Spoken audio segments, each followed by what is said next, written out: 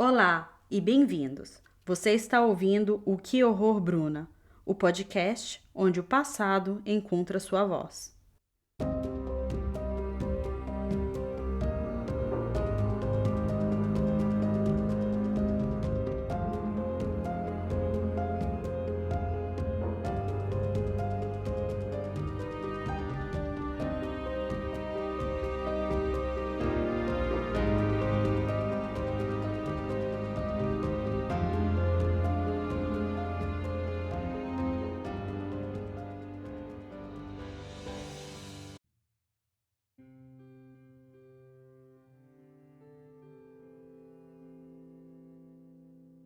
20 de setembro de 1939 ainda não acabou, e nem a dor de estar longe de casa. Henri e seus companheiros deixaram para trás a promessa de um reencontro, mas carregam o peso do mundo nas costas. Quando o corpo para, a guerra continua, e é nesse intervalo, entre uma pausa e a próxima marcha, que as páginas do diário voltam a respirar. Marchamos por mais de 1 hora e só fizemos 6 quilômetros. Cansado, eu parei. Os 3 amigos também. Deixamos o batalhão passar e seguimos para um café. Lá, abrimos uma lata de corned beef, o que os soldados costumavam chamar ironicamente de carne de macaco, por causa da sua aparência duvidosa e sobre o que realmente tinha dentro. Pedimos para temperar. Pedimos também 2 litros de vinho. Deixamos o cansaço passar. Perguntamos como chegar a Entrepigné. Esperamos encontrar uma carona no caminho, mas nesse dia não tivemos sorte. A cerca de 1.800 metros do nosso ponto de partida, uma jovem nos indicou um atalho. Ela afirmou que ganharíamos pelo menos 3 quilômetros. Agradecemos, mas antes de pegar esse caminho, fizemos novamente uma pequena pausa de 30 minutos, ainda esperando a passagem de um carro. De tempos em tempos, passávamos o cantil, cujo gargalo se dirigia sistematicamente entre o nariz e o queixo. Não sei porquê, mas estávamos sempre com sede. Finalmente, sem nenhum veículo à vista, decidimos partir. Caminhamos por algum tempo, quando encontramos 2 jovens de bicicleta. Perguntamos se estávamos na direção certa para Entrepigné. Não, responderam elas, vocês estão de costas para lá. Sigam essa trilha à direita, depois peguem a primeira trilha à esquerda e continuem até uma estrada. Chegando lá, virando à direita, vocês estarão no caminho certo. Agradecemos e seguimos as instruções à risca. Mas quando chegamos à estrada, constatamos com espanto que havíamos andado 2 horas para percorrer apenas 2,5 km desde a nossa última parada para o lanche. No futuro, não vamos mais falar em pegar atalhos. Paciência, mas precisamos alcançar o nosso objetivo. Pouco a pouco, quilômetros se somando a quilômetros, nos aproximávamos, mas era demorado. Ainda mais porque em cada vilarejo que passávamos, havia pelo menos um café. Fizemos pequenas paradas para descansar e beber uma latinha de cerveja. Entrepigné, 2 quilômetros. Mais um esforço e chegaremos. Finalmente chegamos. Encontramos os camaradas deitados em seus sacos de dormir. Eles estavam tirando uma soneca e já tinham almoçado. Nós, não. E o próximo lanche estava bem longe. Vamos ver na cozinha da campanha se por acaso... não havia mais nada. Que azar o nosso. Restava uma única solução: encontrar um lugar para comer. Lá faria um omelete ou alguma outra coisa. E novamente, não. O dono se recusou a cozinhar. Era mesmo nosso dia de má sorte. Explicamos a nossa situação e insistimos. Finalmente conseguimos o que queríamos. Para esperar, tomamos um aperitivo antes de morder com vontade o tão cobiçado omelete. Terminamos com um bom pedaço de queijo e esvaziamos a nossa segunda garrafa de vinho. Depois pedimos um café. O dono, ainda mal-humorado conosco, foi prepará-lo, resmungando cada vez mais. Diante de tanta grosseria, cada um de nós deixou 5 francos sobre a mesa e saímos em silêncio. Não ficamos por perto para ver a cara dele. Durante a tarde, depois da soneca, o bar estava lotado. Tivemos a ousadia de voltar para encher os nossos cantis. Para não sermos reconhecidos, fomos separados e constatamos que, por sorte, o dono estava ausente. Apenas a sua esposa estava atendendo. Foi assim que, dos 4 cantis, apenas um foi pago. O meu. Acho que vou me arrepender disso para sempre. O certo é que o café de Entrepignet teria feito melhor em não abrir as suas portas no dia em que o 260º Regimento passou por lá, pois não fomos os únicos a esquecer de pagar o conteúdo dos nossos cantis. Em seguida, fomos nos reabastecer na mercearia. A dona era tão amigável como uma porta de cadeia. Deve ser coisa do lugar. Escolhemos nossos diversos produtos e paguei com uma nota de 50 francos. A comerciante me deu o troco como se tivesse dado uma nota de 100. Não disse nada. O problema é dela. Eu ainda saí dizendo adeus e obrigada. Embora as pessoas do vilarejo não tenham demonstrado amizade em relação aos soldados franceses, guardaremos uma boa lembrança. Naquele dia, a sopa ficou pronta por volta das 5, mas estava intragável. A carne estava dura como um pneu Michelin e as lentilhas estavam misturadas com pedras. Então fizemos um lanche com a parte das nossas provisões compradas na mercearia. E como não era muito tarde, acendemos uma fogueira e assamos um coelho para comer frio mais tarde. Depois foi hora de dormir. Imaginamos que amanhã haverá mais quilômetros para percorrer a pé, já que acabamos de saber que o comandante emitiu uma nota proibindo a passagem de automóveis na estrada usada pelo batalhão. Veremos. Por enquanto, nós vamos dormir. – 21 de setembro de 1939. 4 da manhã chegou rápido demais e pegamos a estrada com os olhos cheios de sono. Felizmente, não havíamos desfeito as nossas mochilas, senão nunca teríamos conseguido chegar na hora. A etapa hoje não é muito longa, são apenas 18 quilômetros, mas é só em subida. Como todos os outros soldados, fiquei feliz em ver a hora da pausa para o lanche chegar. Seriam sempre 20 minutos de descanso. Mais tarde, com prazer, avistamos ao longe o local do nosso acampamento. Mais 10 minutos e chegaremos a Villars-Saint-Georges, um vilarejo muito bonito e perdido nas montanhas do Jura, cujos habitantes reunidos à beira da estrada nos deram uma acolhida entusiasmada que não esqueceremos nem tão cedo. Ao meio-dia, andando sozinho pela cidade, cruzei com um morador que se aproximou e me ofereceu um aperitivo. Conversamos de forma amigável. Na hora da despedida, ele me fez um novo convite. Queria que eu almoçasse na sua casa. Hesitei, mas a sua insistência foi tamanha que eu não tive coragem de recusar. Foi assim que também conheci a sua esposa. Durante e depois da refeição, continuamos com as nossas conversas. O dia passou rapidamente e à noite eu ainda jantei com essa linda família. Passei a noite no quarto do filho daquelas boas pessoas.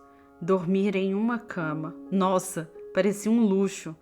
Quase 3 semanas eu só encontrava descanso nos cantos improvisados de celeiros.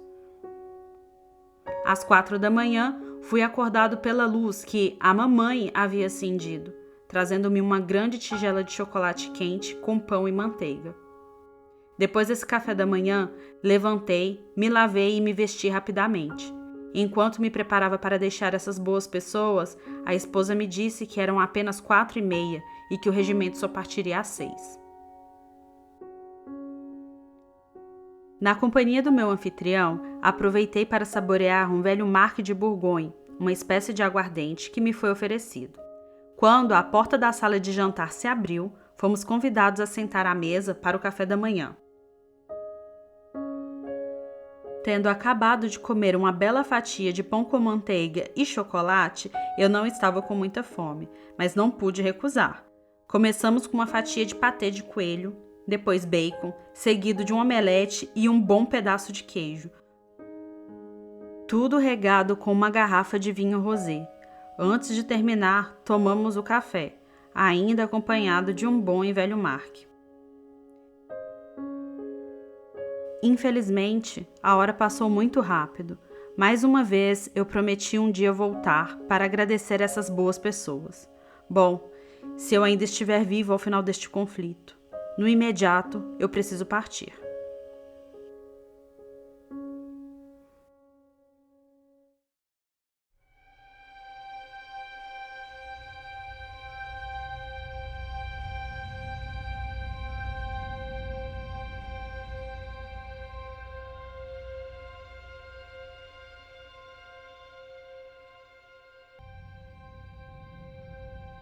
22 de setembro de 1939.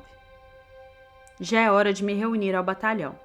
Chegando à fila, percebo que desde ontem esqueci os amigos aqui. A pedido do tenente, comandante da companhia, me procuraram a tarde toda. Em vão. Felizmente para mim, eles não sabiam onde me encontrar. Eu estava tranquilo, mas não por muito tempo. Assim que a tropa se reuniu, o tenente se aproximou de mim e me deu uma bronca, como nunca havia feito antes. No começo eu me contive, tive forças para não responder. Mas no fim, exasperado, eu disse que ele parasse de gritar, que cuidasse da nossa alimentação, que se fôssemos melhor alimentados, eu não teria sentido a necessidade de almoçar na casa de camponeses gentis. Sem nem conhecê-los, ele os atacou e os insultou. E eu não aceitei. Estava fora de mim. Respondi que aquelas pessoas simples e generosas sabiam levantar o moral dos soldados muito melhor do que quem era pago para fazer isso.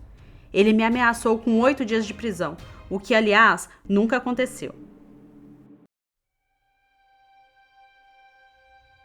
Depois dessa troca de farpas, voltamos a caminhar. Retornamos à nossa vida nômade. Essa rotina feita de passos, poeira e incerteza. Quando passamos pela casa dos meus novos amigos camponeses, que tinham assistido toda a cena de longe, levantei a mão num gesto de despedida. Ali deixei mais uma vez uma lembrança, uma daquelas que ficam quietas entre a gratidão e a tristeza. Seguimos agora em direção à Rue. A caminhada foi longa, 24 quilômetros, ainda só de subida. E o cansaço logo cobrou seu preço. 3 ou 4 dos nossos chegaram com os pés em carne viva. Tínhamos a esperança de sermos bem recebidos, já que víamos com a recomendação da família Roy d'Archlange de dar um alô aos irmãos, caso passássemos por ali. Encontrá-los foi bem fácil. O difícil foi o acolhimento. A recepção foi fria, mais do que esperávamos. Mas conforme a conversa avançou e à medida que trazíamos boas notícias, o clima foi mudando. Aos poucos, a frieza foi cedendo lugar à simpatia. Quando o sino da sopa tocou, perguntei se seria possível nos vender uma ave e cozinhá-la. Após uma hesitação muito curta, a fazendeira aceitou. Na verdade, foram 2 coelhos que sofreram as consequências do meu pedido. Enquanto a nossa refeição era preparada, encontramos uma desculpa para nos ausentar por um momento. Foi apenas o tempo de ir tomar um aperitivo. 1 hora depois, voltamos. Estavam todos reunidos ao redor de uma grande mesa com 8 lugares. Os donos da casa, junto com os 2 filhos que tinham decidido almoçar conosco. Ficamos ali por muito tempo. A conversa, o vinho, o alívio do dia. Quando nos levantamos para partir, tentamos pagar pela refeição, mas nossos anfitriões recusaram qualquer pagamento. E mais do que isso, nos convidaram também para o jantar. Para tentar retribuir, oferecemos nossa ajuda nos trabalhos da fazenda.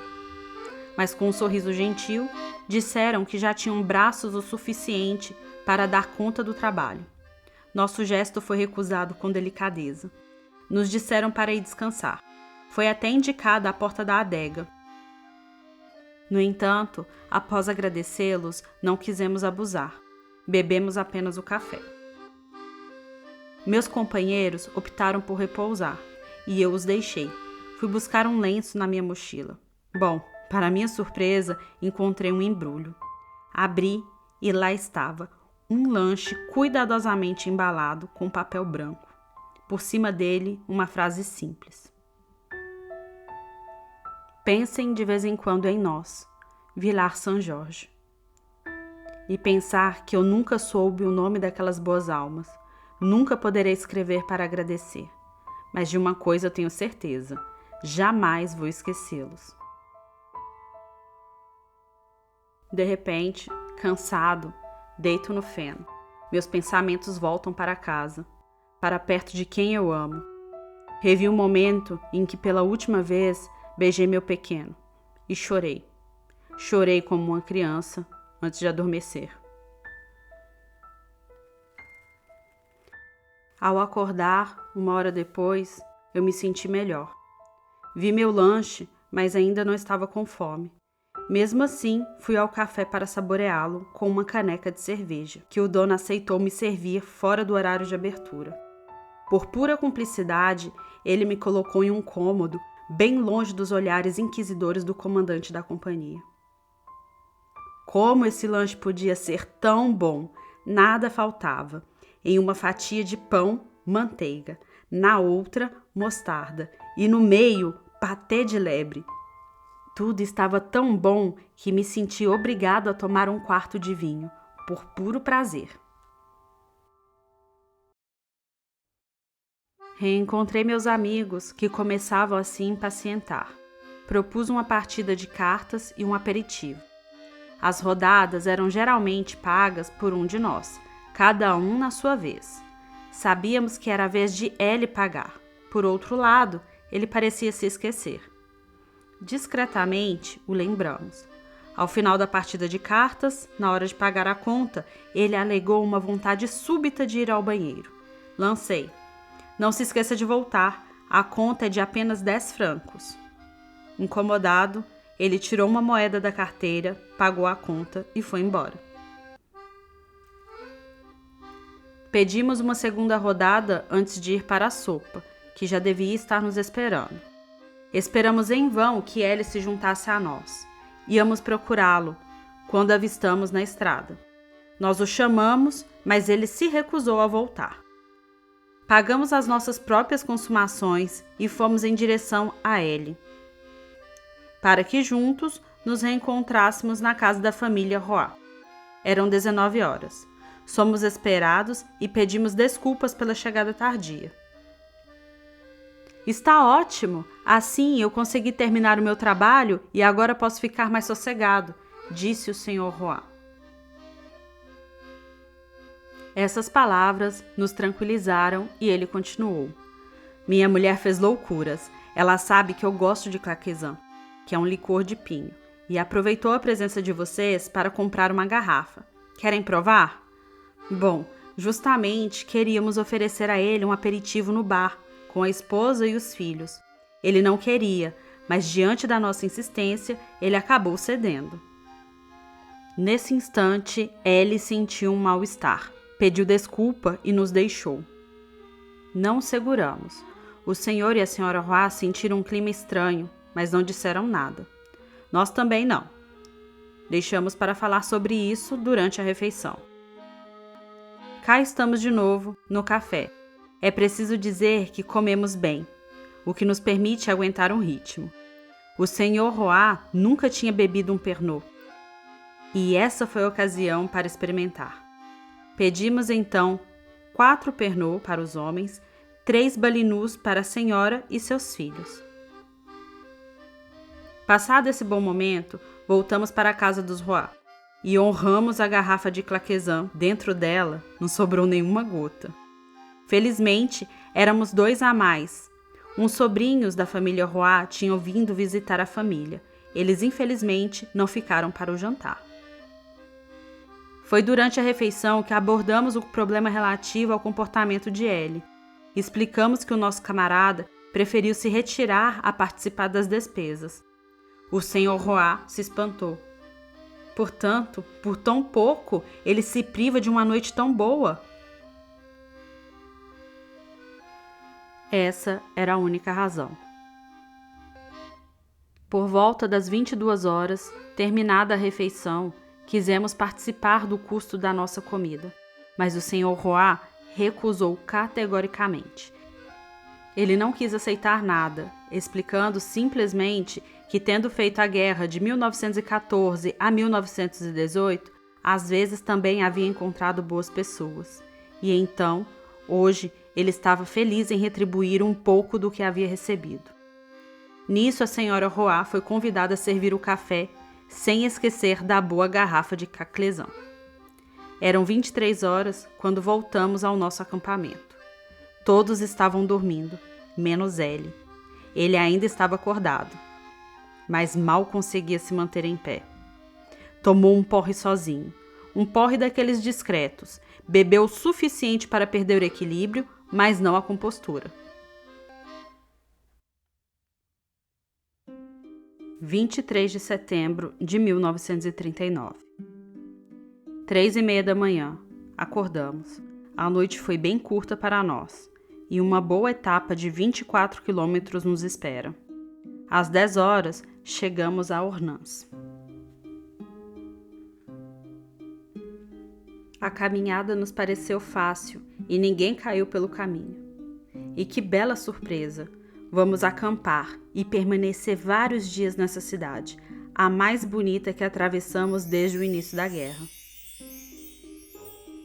O tempo estava maravilhoso.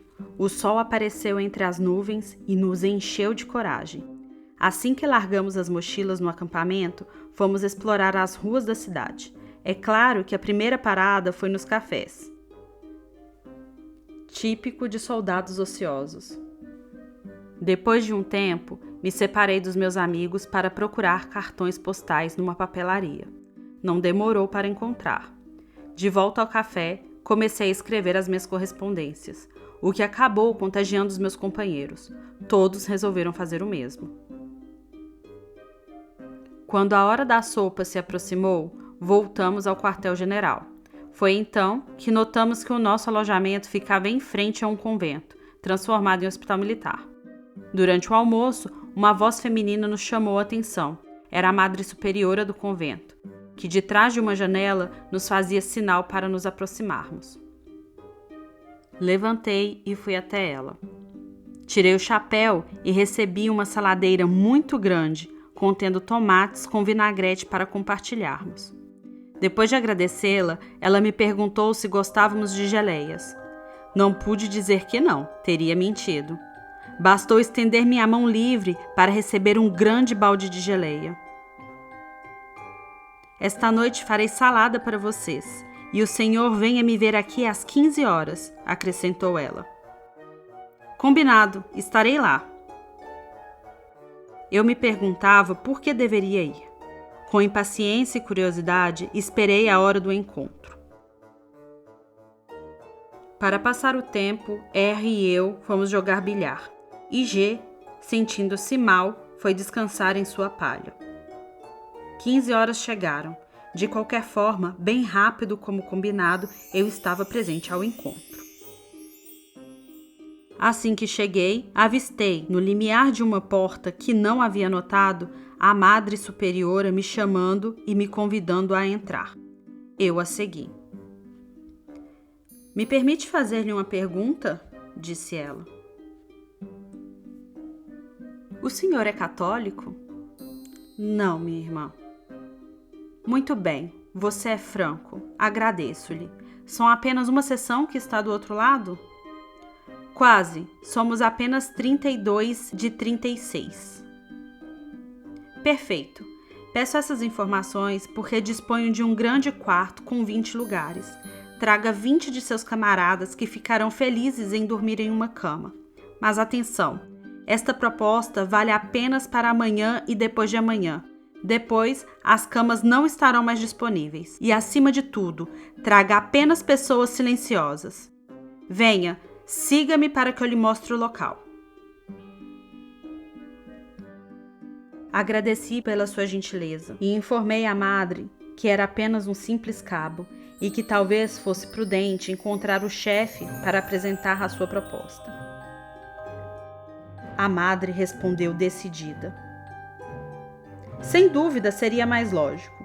No entanto, uma vez me aconteceu de assim fazer, e esse chefe trouxe apenas outros chefes, que além disso confundiram o local com um salão de festa.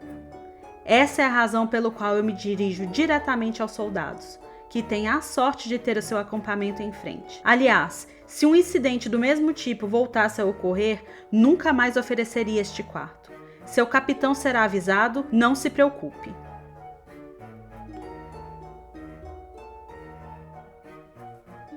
Visitei então o local, passando por um pequeno cômodo onde havia 3 camas.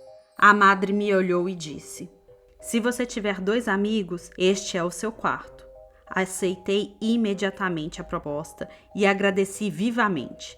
Ao sair, passamos pelas cozinhas. Um bom cheiro flutuava no ar.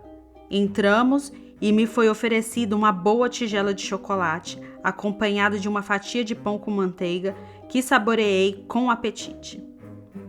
Assim que saí, fui à seção para avisar os amigos que dormiriam amanhã e depois de amanhã em camas. Infelizmente, não haveria vaga suficiente para todos. Por outro lado, isso era preferível, pois havia 7 ou 8 beberrões em nosso grupo.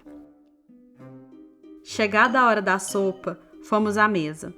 A madre T, descobri o nome dela, nos avistou e nos trouxe ela mesma a salada prometida, assim como uma fatia de torta para cada um de nós, e especificou: "Acima de tudo, não venham fazer barulho debaixo das minhas janelas. Tenho 3 doentes. Lamento não poder hospedá-los essa noite, mas passarão 2 noites seguintes confortavelmente." Depois, olhando para mim, ela ainda acrescentou: "Venha me ver às 6 horas da manhã." Assenti e agradeci, desejei-lhe boa noite. Terminada a refeição, designei aqueles que se beneficiariam de uma cama nas próximas 2 noites. Obviamente, os que não foram escolhidos reclamaram, mas como sempre, estavam bêbados e ninguém se importou. No entanto, um suboficial, ofendido por não ter sido informado da proposta da Madre T, me deu a ordem de me ocupar apenas do que me dizia a respeito. Não precisei responder a ele. De fato, precisamente naquele momento, passou por perto o tenente, que se preocupou com o tumulto, se informou com o suboficial e me parabenizou por ter me virado bem. Antes de nos deitarmos, e já que o tempo estava bom, fomos passear pela cidade. 2 partidas de cartas mais tarde, voltamos ao nosso acampamento. O meu, naquela noite, seria uma caminhonete que o proprietário havia deixado do lado de fora. Depois de forrá-la com palha, um camarada e eu passamos uma noite muito boa nela. –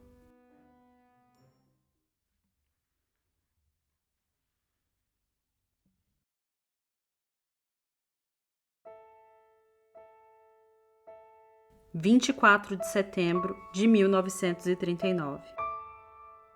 Às 6 horas da manhã, não esqueci o encontro com a Madre T. Um grande jarro de chocolate esperava minha chegada para ser transportado para o acampamento. Seu volume representava para cada um de nós 2 canecas cheias e um pouco de felicidade. Ao levar o jarro limpo de volta à cozinha do convento, uma nova tigela de chocolate, assim como uma fatia de pão, me foram oferecidas e aceitas. Naquele dia, nosso amigo G nos deixou para ir ao hospital. Quanto a L, ele estava cada vez mais emburrado conosco. Soubemos que ele acabara de receber uma encomenda e que se escondia para saborear o conteúdo sozinho. Há 3 ou 4 dias, a correspondência e as encomendas nos chegavam normalmente. R e eu já havíamos recebido as nossas e, obviamente, compartilhamos a comida e a bebida que continha. Nem preciso dizer que não apreciamos a atitude de Ellie e que, desde já, estávamos tramando uma pequena vingança. Foi assim que compramos uma garrafa de limonada purgativa e, em um rótulo de nossa autoria, escrevemos o seguinte: produto que ajuda a digerir as encomendas comidas na Suíça. Aproveitando a ausência de Ellie, colocamos a garrafa em sua sacola. De volta, alguns minutos depois, ele só a descobriria por volta do meio-dia. Acho que se seus olhos fossem pistolas, não estaríamos mais neste mundo. O dia passou agradavelmente. Nossas refeições no almoço e no jantar foram melhoradas pela caridade das irmãs. Quando às 21 horas o toque de recolher soou, já estávamos deitados. Poder tirar a roupa, dormir em uma cama, que prazer! Acredito que todos nós tivemos lindos sonhos aquela noite. 25 de setembro de 1939. Às 7 horas, o despertar. Uma irmã entregou a cada um de nós uma grande fatia de pão com manteiga, depois nos serviu uma grande tigela de chocolate. E pensar que um imbecil se sentiu obrigado a murmurar: se elas fazem isso, é porque podem. Pobre idiota, quantas pessoas podem fazê-lo e não fazem? Um belo dia se preparava, o sol brilhava e nenhuma reunião estava prevista. Íamos procurar um restaurante e preparar uma boa refeição.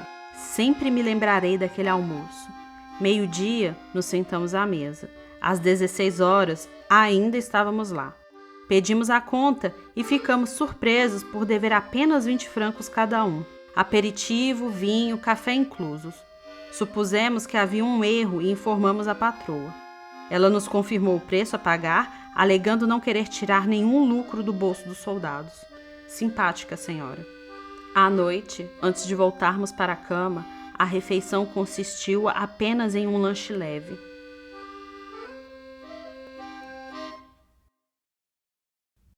26 de setembro de 1939. Que noite curta! Despertador às 4 horas. Como na véspera, um chocolate nos foi servido, mas em vez de pão, era uma brioche que acompanhava. Infelizmente, era a hora de nos preparar para a partida. Com pesar, deixamos nossos lençóis e vestimos nosso uniforme. A Madre T veio nos apertar a mão e nos desejar boa sorte. Agradecemos calorosamente.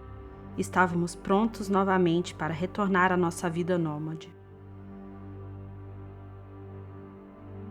Soubemos que o nosso próximo destino era Val d'Aron. O pior era que deveríamos ficar por lá algum tempo. Saber que iríamos estacionar neste lugar triste, que conheço por ter feito em 1931 um período militar de 21 dias lá, me deixa doente. Eu esperava nunca mais ter que voltar lá. Os acontecimentos decidiram o contrário.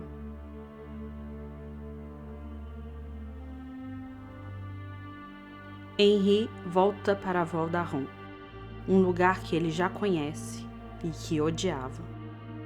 Não é só o frio ou desconforto, é o peso das lembranças. O tipo de lugar que a gente espera nunca mais ter que ver. Mas a guerra não pergunta, ela manda. No próximo episódio, a gente continua essa caminhada com ele, nesse retorno forçado, onde o passado volta com forças e o futuro continua incerto. Antes de terminar, eu queria ler um poema que ele fez questão de copiar no diário. Foi escrito por um colega chamado P. Vandenberg, durante um evento organizado num campo.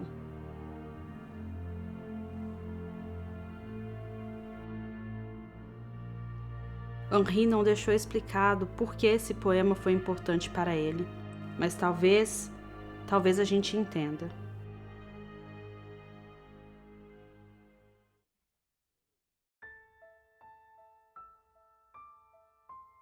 aos que amamos. Quando te olho, microfone pequeno, pareces brinquedo de gente crescida, que finge esquecer com desespero ameno as dores da guerra, o peso da vida. Te acho estranho com tua haste de madeira, mas também belo, símbolo de esperança, frágil objeto que carrega a bandeira da voz que consola, da voz da lembrança. Ah, se não fosse só um jogo bobo, um teatro triste, uma paródia vazia, se ao menos pudéssemos, mesmo que rouco, gritar ao mundo a nossa agonia. Se cada um viesse até ti, num instante, com a alma exposta e o peito doído, e dissesse: penso em vocês a todo instante, seria um milagre, seria um abrigo. Mãe querida, que antes se desesperava, com um resfriado ou com um dedo machucado, hoje entendo melhor o que você me dava. O teu cuidado era tudo e era sagrado. A esposa distante, alguém poderia dizer. Amor, é tua imagem que me guia. Seis que tem medo, mas tente não sofrer. Seja forte, pequena, um dia eu voltaria. Penso em ti à noite, sozinho na cama, com o teu retrato entre meus dedos trêmulos. Vejo tua boca, meu peito se inflama, e adormeço sonhando tempos menos tétricos. Outro talvez falasse a um velho amigo: meu irmão, meu parceiro de infância, lembra das nossas risadas sem perigo, dos tempos de escola, da doce ignorância? Tínhamos tudo, sonhos e ilusões. Brincávamos juntos, ríamos à toa. Depois falávamos de 1000 decisões, da gravata, filosofia, a vida boa. Onde estás agora, amigo encantador? Teu coração amava a poesia. Sei que lutaste com coragem e ardor. Tomara Deus que tenha te dado mais um dia. Outro talvez a um filho diria: reconheces minha voz, meu bem? Já tens 12 anos, quem diria? Estás crescendo, como vai, meu neném? Choras à noite, querendo me ver. Eu daria tudo por teu sorriso. Tua alegria é o que me faz viver. Não chores, querido, teu pai está contigo. Cresce sem mim, é isso que dói. Eu jurei que nunca te deixaria. És minha esperança, meu sonho que não se foi. Meu orgulho, minha luz, minha poesia. Logo te verei, vamos andar de mãos dadas. Falaremos de tudo, menos de guerra. Rirás de novo, correrás pelas estradas, e teu mundo será só sol sobre a terra. Enquanto este dia ainda não chegou, brinca, corre, vive em liberdade. Chuta tua bola, ri do que te encantou, mas por favor, não brinques de soldado, de verdade. É feio, meu filho, um menino fardado, tentando imitar um general cansado. Criança feliz não precisa esconder sua dor atrás de um sim, senhor, obedecido sem saber. Quem sabe um dia o homem entenda o recado de Cristo. Amai-vos, sede irmãos. Quem sabe o amor não seja mais calado e floresça em paz nas nossas mãos. Enquanto isso, vive com fé e alegria, com o coração limpo, sincero e bom. Vive como filho de Deus, com sabedoria, não como fera guiada por ambição. Não quero te ver virando máquina fria, quero te ensinar poesia e canção. para que o mundo sorria às tuas fantasias e nunca mais te matem aos 20 anos em vão.